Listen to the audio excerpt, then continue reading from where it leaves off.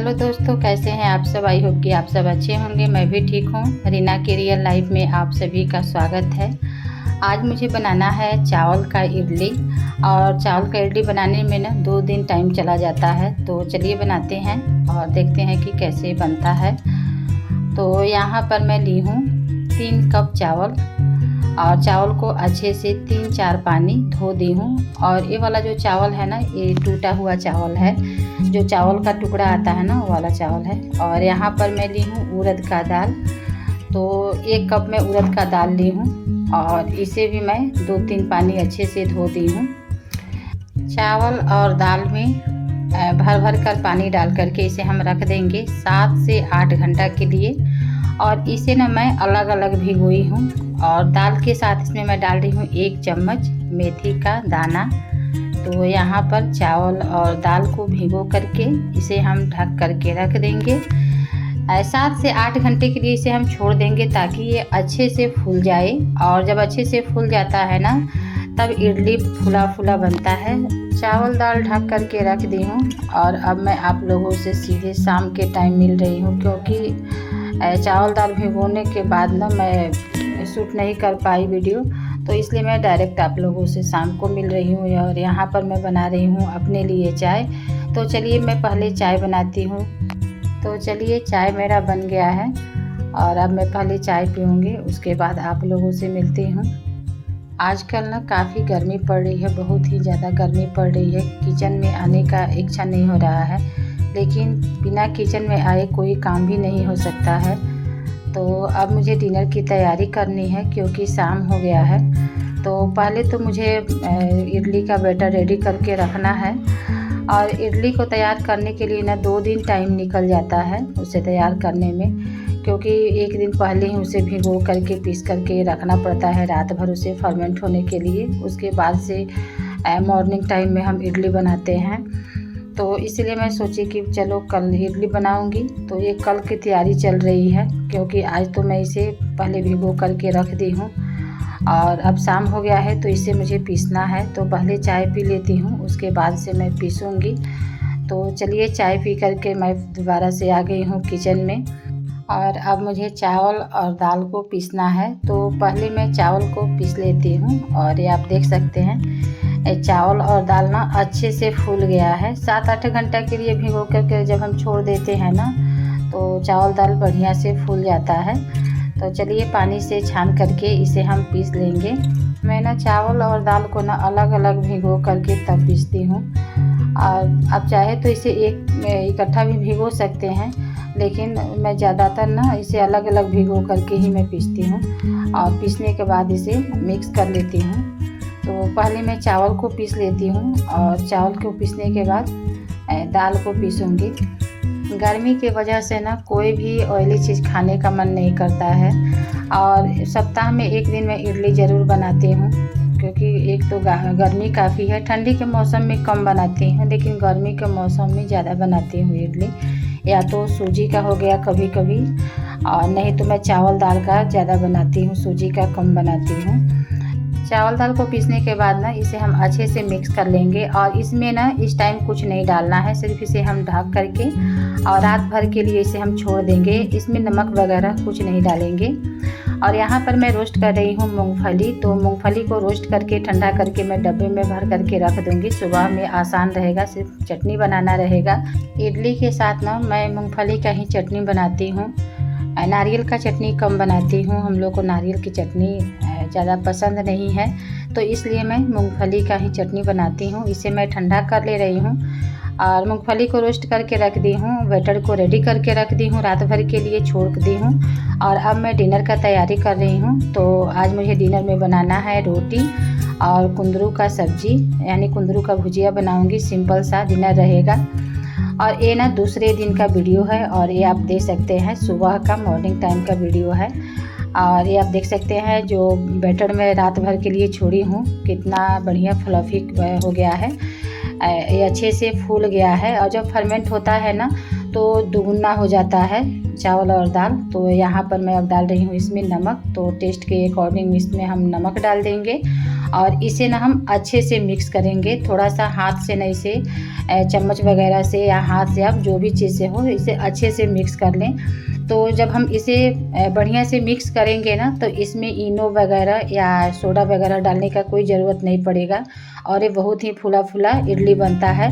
और जब आप कम इसे मिक्स करेंगे ना, तब इसमें इनो या सोडा वगैरह डालने का ज़रूरत पड़ता है इडली को फूलने के लिए।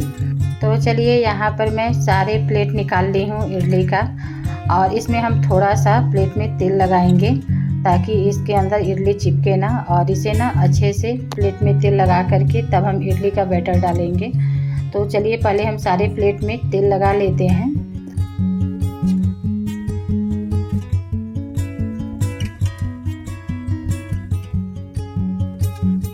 तो चलिए दोस्तों, अब हम यहाँ पर प्लेट में इडली का बैटर रख देंगे, जो भी प्लेट है यहाँ पे। तो मेरे पास ना 24 पीस वाला प्लेट है, जो एक बार में 24 इडली निकल जाए। तो ये यानी कि 6 प्लेट है। तो यहाँ पर मैं 6 प्लेट में ही पूरा इडली का बैटर रख दी हूँ और पानी रख दी हूँ गर्म होने के लिए। पानी अच्छे से गर्म भी हो गया है, आप देख सकते हैं। और इसमें मैं प्लेट को लगा दूंगी और इसे ऊपर से ढक देंगे हम। और यहाँ पर मैं चटनी का तैयारी कर रही हूँ। तो जब तक इडली तैयार होगा तब तक चटनी भी रेडी हो जाएगा। और एक चीज़ आप लोगों को मैं बताना भूल गई कि जो मैं मूंगफली का चटनी बनाती हूँ ना, उसको बिना छिलका उतारे हुए बनाती हूँ, छिलका सहित, यानी कि मूंगफली का चटनी बनाती हूँ। यहाँ पर जो है इडली रेडी हो गया है। तो इसे हम एक टूथपिक से ना चेक कर रहे हैं कि पका है कि नहीं, और ये अच्छे से पक गया है। तो उतार करके इसे हम गैस से नीचे रख देंगे।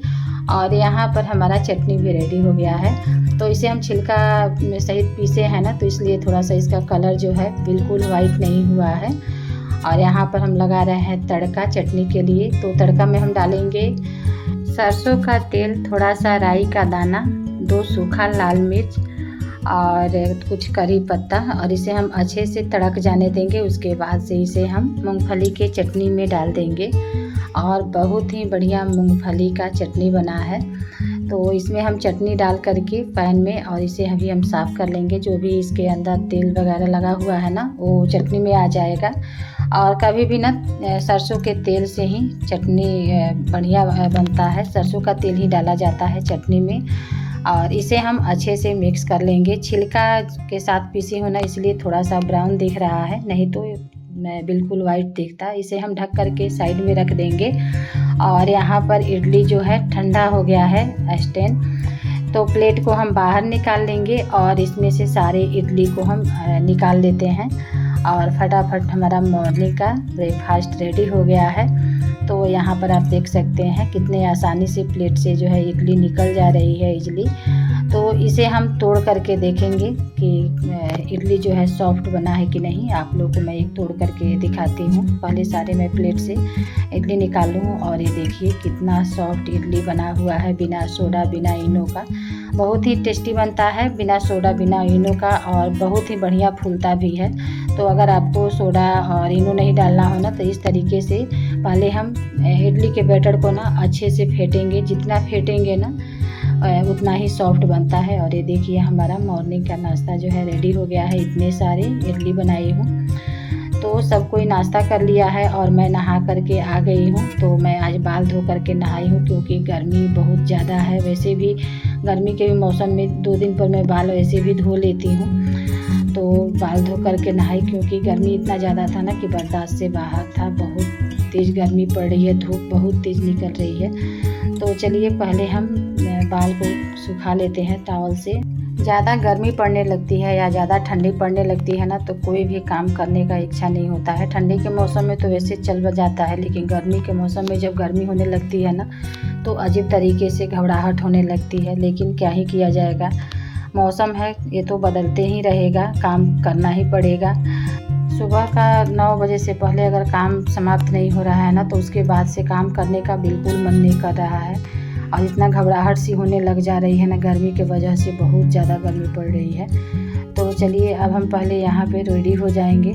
गर्मी के मौसम में ना सनस्क्रीन लगाना बहुत ही ज़रूरी रहता है, क्योंकि फेस जो है ना एकदम से रूखा रूखा हो जा रहा है। एक तो गर्मी, और ऊपर से फेस जो है अजीब तरीके से हो जा रहा है, तो इसीलिए मैं सनस्क्रीन ज़रूर लगाती हूँ। तो चलिए यहाँ पर मैं हो गई हूँ रेडी और अब मैं चल रही हूँ नाश्ता करने। मेरा जो रोज़ का मेकअप है ना बहुत ही सिंपल है, सिर्फ मैं थोड़ा सा सनस्क्रीन लगाती हूँ, सिंदूर बिंदी, और मेरा मेकअप हो गया। इतना ही समय मेकअप करती हूँ।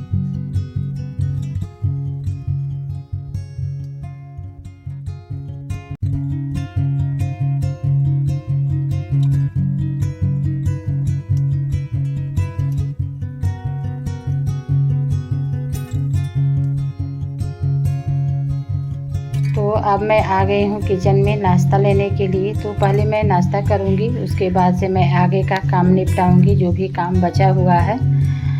बाकी का तो जो रेगुलर काम होता है, जो बेसिक काम होता है घर का, वो तो सारा काम निपट गया है। लेकिन कुछ ऐसा काम होता है कि जो दिन भर कुछ न कुछ करना ही पड़ता है घर को अच्छा से रखने के लिए। और एक लेडीज़ का काम होता है कि जो भी काम अस्त व्यस्त रहता है ना, उसे हम निपटाते रहें घर में रह करके। तो चलिए नाश्ता वगैरह हो गया है, तो अब मैं यहाँ पे कपड़ा डाल दे रही हूँ। और आजकल ना मैं नीचे ही कपड़ा डाल रही हूँ, छत पे नहीं ले जा रही हूँ डालने के लिए, क्योंकि धूप इतना ज़्यादा तेज़ निकल रहा है ना कि छत पे जाने की हिम्मत नहीं हो रही है। तो जो भी कपड़ा रहता है ना यहाँ पे डाल देती हूँ और एकाएकी करके यहाँ पे सूख जाता है। 1 घंटे में तो कपड़े अच्छे से सूख जा रहे हैं, इतनी गर्मी है। 1 घंटा से कम ही टाइम लगता है कपड़ा सूखने में। और जब कपड़ा सूख जाता है तो मैं उतार करके और फिर दूसरा कपड़ा यहाँ पे डाल देती हूँ, वो भी सूख जाता है। हमारा काम न सिर्फ खाना बनाना और झाड़ू पोछा तक ही नहीं रह जाता है, हमारे जो जिम्मेदारी है ना बहुत ही ज़्यादा रहती है। पूरे घर को संभालना होता है, और वो मौसम जो भी हो, गर्मी हो, ठंडा हो, बरसात हो, जो भी मौसम हो, जो भी काम हो तो करना ही पड़ता है। किसी भी काम को तो हम स्किप कर नहीं सकते हैं। हाँ, कोई ऐसा काम होता है जिसे कि हम थोड़ी देर के लिए छोड़ देते हैं, लेकिन फिर उसे हमें करना ही पड़ता है, और ये हमारा रेगुलर का काम होता है। और वैसे मेरे पास ऐसा कोई रूटीन नहीं रहता है कि इसे मुझे आज ही करना है तो करना है। हाँ, अगर कर लेती हूँ तो सही है, नहीं तो उसको दूसरे दिन भी निपटाती हूँ। हाँ, साफ़ सुथरा दिखना चाहिए कोई भी चीज़। ऐसा नहीं है कि अब मर के हम सारा काम करते रहे और दूसरे दिन बीमार पड़ गए, उसके बाद से बेड पकड़ लिए। तो जब हम बेड पकड़ लेंगे उसके बाद से हमारा काम कौन करेगा। तो इसीलिए अपने तरीके से काम करें, अपने शरीर के बॉडी के अकॉर्डिंग काम करें, जितना हमारा बॉडी मांगता है काम करने को। कपड़ा डाल करके आई, तब तक मेरा बाल जो है थोड़ा सा हल्का हल्का सूख गया था। तो अब मैं लगा रही हूँ बाल में सीरम, तो मेरी बेटी लगा रही है। तो हल्का हल्का जब सीरम लगा लेते हैं तो बाल उससे बहुत ही बढ़िया रहता है, बाल फंसता नहीं है। तो चलिए दोस्तों, आज का वीडियो यहीं तक। आज का वीडियो आप लोगों को कैसा लगा कमेंट करके ज़रूर बताइएगा। वीडियो पसंद आया होगा तो प्लीज़ लाइक ज़रूर कीजिएगा। चैनल पे नए हैं तो चैनल को भी सब्सक्राइब कर लीजिएगा, बेल आइकन को प्रेस कर लीजिएगा, ताकि जो भी मैं वीडियो डालूँगी तो आपको नोटिफिकेशन मिलता रहेगा। तब तक के लिए दोस्तों, बाय बाय।